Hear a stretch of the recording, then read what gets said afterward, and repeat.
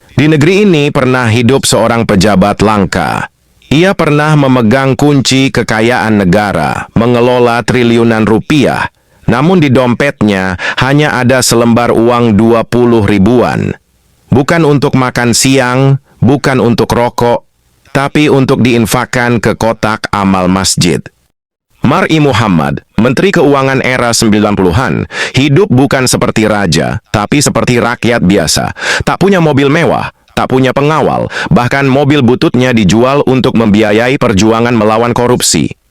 Ia bukan hanya bersih, tapi menjauhi segala sesuatu yang berbau syubhat. Bahkan Hairul Tanjung, konglomerat ternama, pernah berkata, "Pak Mar'i itu, jangankan yang halal saja kadang tak mau diambilnya karena takut uang itu berasal dari sumber yang tak jelas." Ketika banyak pejabat hari ini menanti parsel lebaran seperti burung pemakan bangkai, Mar'i menyortirnya. Jika ada TV, jam tangan, barang mewah, langsung dikembalikan. Jika ada makanan, disumbangkan. Baginya, kehormatan tidak dijual, harga diri tidak untuk ditukar dengan bingkisan. Ia adalah simbol bahwa menjadi pejabat tak harus maling, bahwa mengelola negara bisa dilakukan tanpa rakus dan licik. Ia tegak, bersih, dan berani menutup bank bermasalah tanpa takut tekanan oligarki.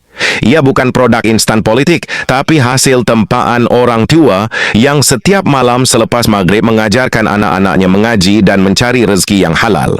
Sekarang bandingkan dengan pejabat maling masa kini.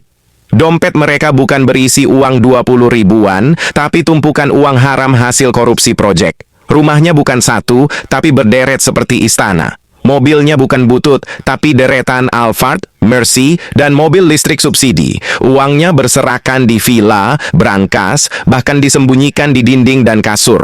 Mereka bukan takut pada Tuhan, tapi hanya takut kamera dan KPK. Mereka menjual integritas, memperdagangkan amanah, dan menipu rakyat dengan wajah senyum dalam baliho.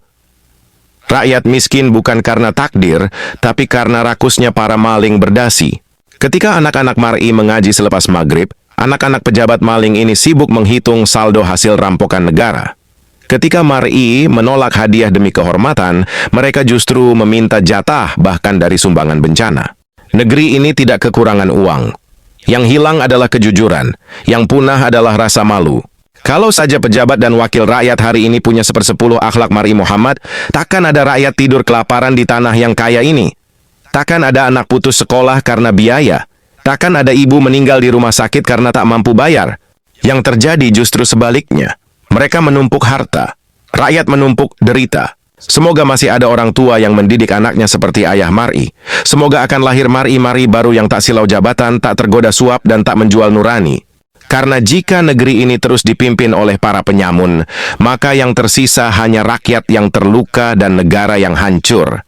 Negeri ini bukan kekurangan pemikir, tapi kelebihan penjilat. Bukan kekurangan program, tapi penuh skema manipulatif yang mengorbankan rakyat kecil. Pejabat kita bukan kurang pintar, mereka justru terlalu lihai memutarbalikkan fakta dan terlalu pandai berkamuflase di balik narasi demi rakyat. Yang dibutuhkan negeri ini bukan gelar panjang atau orasi populis, tapi keberanian untuk jujur dan bersih seperti Mar'i.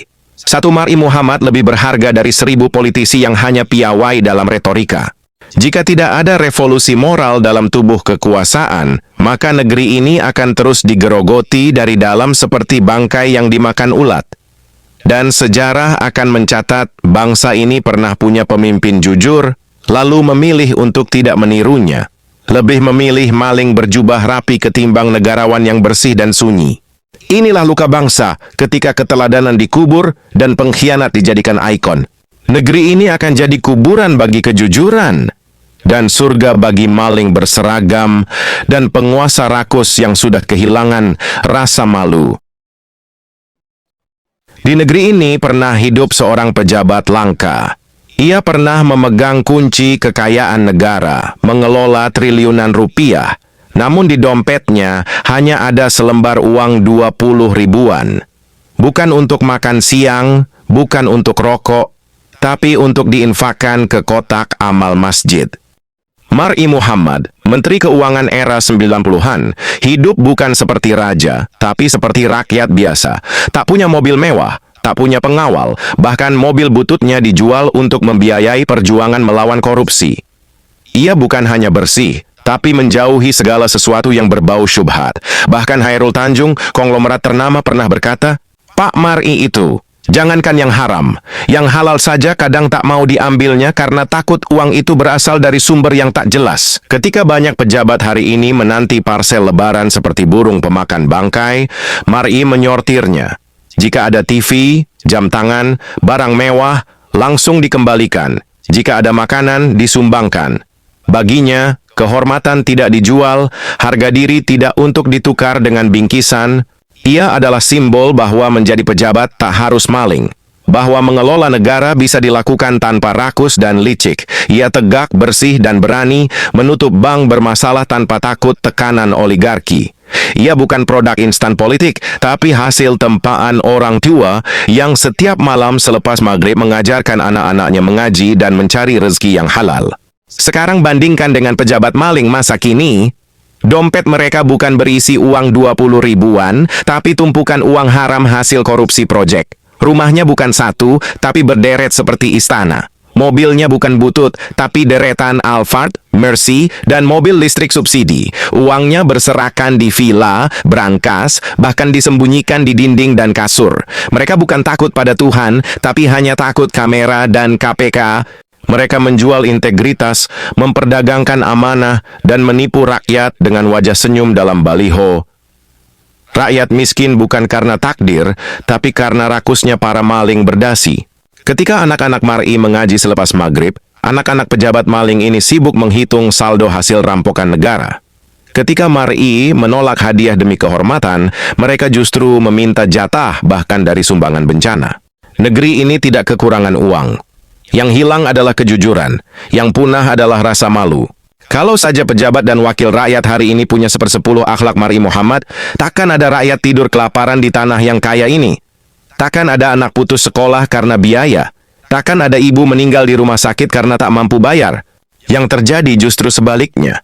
Mereka menumpuk harta, rakyat menumpuk derita. Semoga masih ada orang tua yang mendidik anaknya seperti ayah Mar'i. Semoga akan lahir Mar'i-Mar'i baru yang tak silau jabatan, tak tergoda suap, dan tak menjual nurani. Karena jika negeri ini terus dipimpin oleh para penyamun, maka yang tersisa hanya rakyat yang terluka dan negara yang hancur. Negeri ini bukan kekurangan pemikir, tapi kelebihan penjilat. Bukan kekurangan program, tapi penuh skema manipulatif yang mengorbankan rakyat kecil. Pejabat kita bukan kurang pintar, mereka justru terlalu lihai memutarbalikkan fakta dan terlalu pandai berkamuflase di balik narasi demi rakyat. Yang dibutuhkan negeri ini bukan gelar panjang atau orasi populis, tapi keberanian untuk jujur dan bersih seperti Mar'i. Satu Mar'i Muhammad lebih berharga dari 1000 politisi yang hanya piawai dalam retorika. Jika tidak ada revolusi moral dalam tubuh kekuasaan, maka negeri ini akan terus digerogoti dari dalam seperti bangkai yang dimakan ulat. Dan sejarah akan mencatat bangsa ini pernah punya pemimpin jujur, lalu memilih untuk tidak menirunya. Lebih memilih maling berjubah rapi ketimbang negarawan yang bersih dan sunyi. Inilah luka bangsa ketika keteladanan dikubur dan pengkhianat dijadikan ikon. Negeri ini akan jadi kuburan bagi kejujuran dan surga bagi maling berseragam dan penguasa rakus yang sudah kehilangan rasa malu.